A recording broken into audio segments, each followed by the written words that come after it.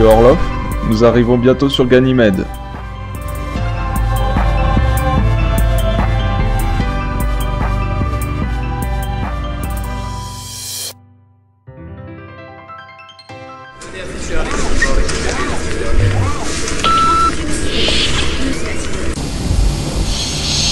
Bienvenue sur Ganymède, monsieur Nicolas Orloff, secrétaire aux affaires coloniales.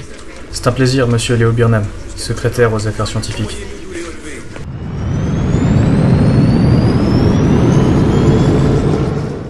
Monsieur Orloff, si je vous ai fait venir ici, c'est pour un souci avec Jupiter. Quoi donc?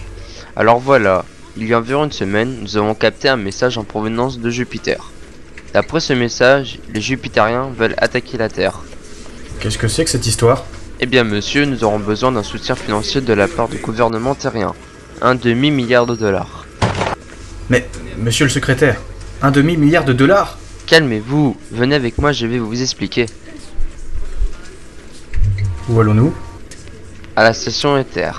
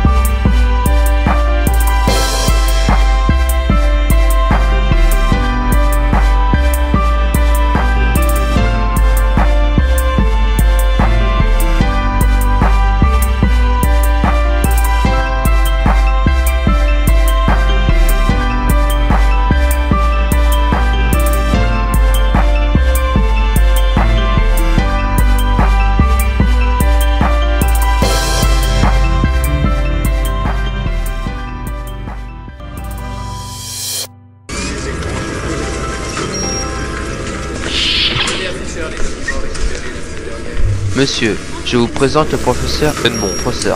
Il dirige l'équipe scientifique travaillant sur les champs de force. Monsieur Orloff, c'est un honneur de vous rencontrer. Vous savez, on n'a pas vraiment l'habitude de recevoir des personnes au gradé ici. Quel est le rapport entre les champs de force et le message de Jupiter? Je vous explique. Qu'est-ce qui retient les Jupitériens chez eux? Deux facteurs, c'est tout. Le premier est l'énorme gravité de Jupiter, 2,5 fois celle de la Terre. C'est beaucoup, en effet. Mais ce problème est résolu grâce à l'énergie nucléaire qui leur permet de défier cette gravité. Et alors, quel est le second problème? La pression atmosphérique. Elle est beaucoup trop forte pour que n'importe quel astronef puisse la traverser. C'est là que les champs de force interviennent. Exact. Pour échapper à la pression, ils ont besoin d'un champ de force. On en utilise déjà pour les objets solides. Cependant, les Jupitériens travaillent sur un champ de force adapté pour les éléments gazeux. Donc, ce champ de force pourrait permettre aux Jupitériens de quitter leur planète. Mais, est-ce possible à l'heure actuelle? Et c'est sur quoi nous travaillons en ce moment. Pourquoi pas lancer une bombe atomique sur Jupiter? On y a pensé, mais Jupiter est gigantesque. Et il faudrait plusieurs années pour pouvoir faire des dégâts considérables. Je vois. Venez, nous allons vous montrer.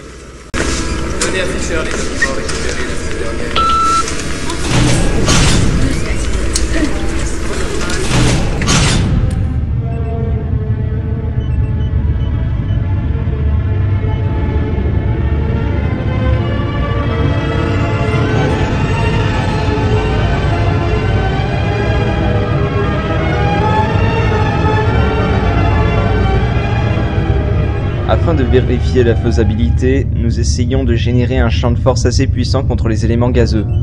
C'est pour cela que nous avons besoin d'argent. Il faut impérativement se lancer dans une course à l'armement contre les Jupitériens. Monsieur Burnham, vous m'avez convaincu. Je tâcherai de convaincre le gouvernement. On va vous montrer. Lance le générateur à 20 mm.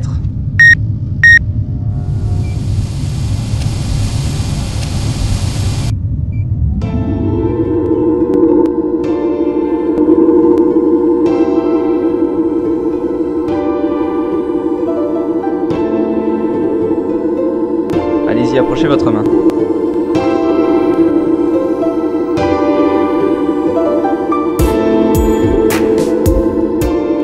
On dirait du caoutchouc.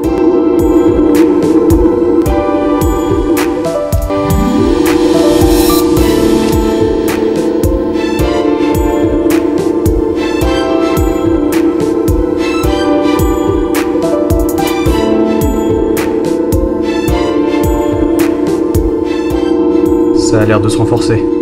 Là, l'épaisseur est à 70 mm. Pour résister face à une pression comme celle de la Terre, par exemple, il faudrait au moins 770 mm, et donc bien plus pour Jupiter.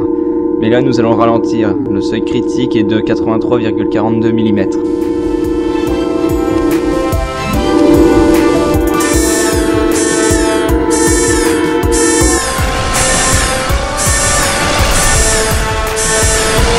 Reculez, le générateur s'emballe.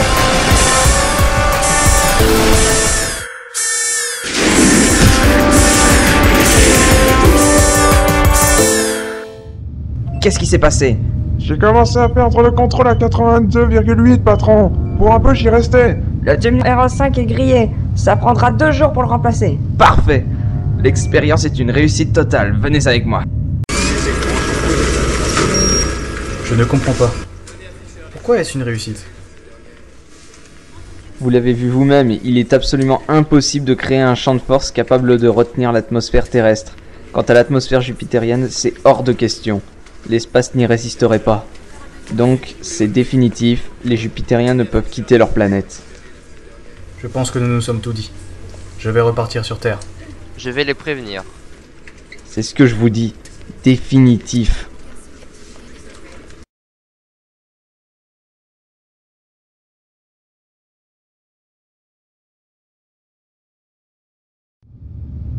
Nous pilotons le premier vaisseau équipé d'un champ de force à toute épreuve. Comment fonctionne le transparent? C'est simple, en faisant apparaître un champ de force 800 000 fois par seconde. Ainsi, il résiste à tout et il ne risque pas d'exploser. Et pour inaugurer ça, nous allons ramener le secrétaire aux affaires coloniales sur Terre. 14 mars 2725, le Transparent, commandé par le capitaine Everett et l'adjudant Tuttle, a effectué son premier vol et sa première mission sur Ganymède.